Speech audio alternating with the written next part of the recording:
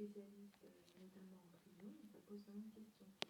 Donc l'organisation est tellement lourde que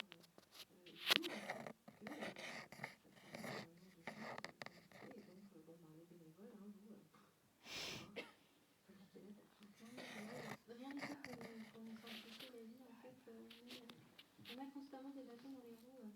Rien que d'arriver jusqu'à notre salle de cours, ça prend en moyenne, allez, le jour où on a de la chance, c'est un gros quart d'heure, et le jour où on n'a pas de chance, ça peut prendre une demi-heure, 35 minutes, de passer toutes les portes. Parce qu'il y a des mouvements, parce que d'abord, il y a un peu de criminalité, être contrôlé. Enfin, c'est un vrai parcours du combattant. Et il faut, déjà, il faut y aller à ce que-là. C'est le bout du monde. Ensuite, il faut arriver jusqu'à ces salles. Enfin, c'est des petites choses comme ça qui sont faites vraiment pour décourager les gens. Nous, en plus, on est des bénévoles, donc ils se disent que peut-être ce sera facile de moraliser. Ça ne marche pas. Et voilà. Je ne sais pas, peut-être sur cette question-là, c'est vraiment une question un peu spéciale, parce qu'il y a les personnes qui gèrent les locaux. Alors, les personnes qui gèrent les locaux, donc les gens de l'administration pénitentiaire, des fois, ils disent vous comprenez, c'est pas possible de mettre en place ça, c'est pas possible de faire ça, parce qu'il y a trop de monde, qu'il y a trop de mouvement, etc., etc. On ne sait jamais comment il faut prendre ce genre de discours. Mais d'une certaine manière, il arrive de voir des personnes de l'administration financière qui veulent faire des choses qui peuvent être intéressantes et qui se rendent compte qu'elles ne le peuvent pas non plus à cause du lieu en lui-même et de la manière dont il est construit. Et là, ça devient un petit peu particulier parce que autant, oui, le Parlement vote des lois, des plans de construction de prisons sont adoptés, mais entre le moment où il a été dit que ça va être rénové, ça va être fermé, ça va être ouvert, déjà là, il y a besoin de discuter. Mais une fois que même ça s'est dit, il y a eu, par exemple, il y a eu à Bordeaux, évidemment, une fronde d'élus, une fronde de membres d'associations et certains habitants qui ont réagi à l'annonce de la reconstruction d'une prison sur un site.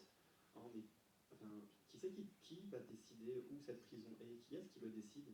Quand est-ce que la vie des personnes ont été demandées? La vie des élus, la vie des riverains, la vie des personnes qui sont là. Et puis, demander la vie aux détenus, c'est quelque chose qui serait même pas imaginable. Puis quand ils vont décider où ils vont être. Mais voilà, il y a un flou en fait. Il y a des prisons qui poussent. Elles sont comme ça, comme ça, comme ça, comme ça. Mais il n'y a pas de regard extérieur sur la manière dont elles sont construites, là où elles sont construites, comment elles vont être aménagées. Ça arrive de voir par exemple un enseignant rentrer dans une salle et en train de dire mais pour les ordinateurs c'est bien mais il y a une prise électrique.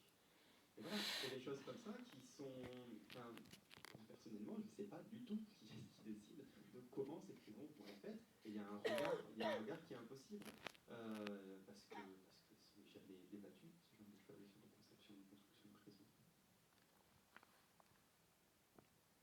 Bonsoir, je voulais juste faire une petite remarque quant à ce débat, parce que je crois, je ne me trompe pas, il me semble. Je ne me trompe pas, mais je n'ai pas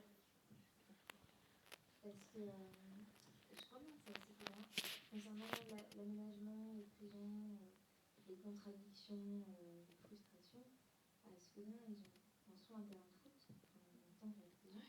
Et je crois qu'il n'a encore jamais été utilisé depuis que la prison est ouverte. Je crois que c'est parce qu'il y a une sorte d'égalisme, je ne sais quoi, parce qu'il a été mal foutu. Et donc en fait, les détenus, ils n'ont jamais vu. Enfin, ils le voient depuis leur cellule, mais ils n'ont jamais eu accès depuis que ce Sedan est ouvert.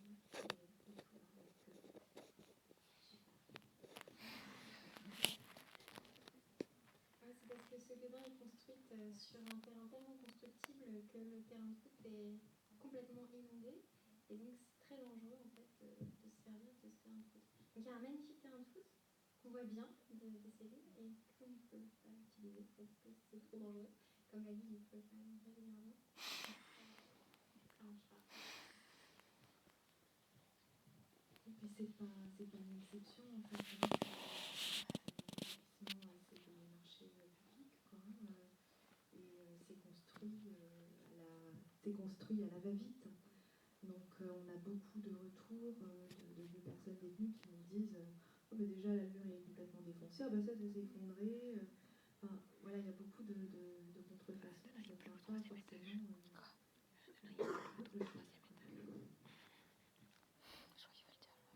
Très rapide, je ne sais pas si parmi vous, il y en avait qui étaient à la projection du déménagement il y a 15 jours.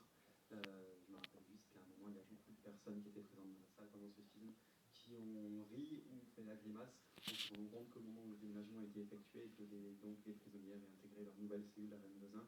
Donc l'établissement venait d'être ouvert au début, le jour même. Il y avait sur le mur de la cellule une énorme fissure qui les regardait de haut en bas. Et il semble me souvenir qu'il y avait beaucoup d'agents sur le visage qui avaient remarqué ce petit détail. Moi, je voudrais juste que Anne puisse faire un bref topo sur les manières dont sont construites les prisons, les nouvelles prisons, parce que c'est des établissements maintenant à gestion privée, et on n'en a pas parlé depuis le début, mais ça bouleverse beaucoup de choses dans la gestion de la vie en détention. Donc, peut-être juste faire la différence entre... il y a eu plusieurs vagues de construction, comme tu l'as rappelé, mais depuis 87, donc il y a eu la possibilité de confier certaines missions en fait à des prestataires privés. C'est ce qu'on appelle donc la gestion déléguée. Ça peut être, c'est énormément de choses, parce que c'est l'identité, c'est la restauration, etc. Et seules les missions régaliennes, en fait, la direction, le greffe et la surveillance demeurent de la responsabilité de l'administration pénitentiaire, tout le reste étant délégué à des sociétés privées. Sur ce code-là, c'était la CIGES, mais qui s'appelle maintenant Sodexo, Justice Service. Donc, voilà, et alors, il y a la nouvelle génération en fait, des établissements. La dernière génération, c'est les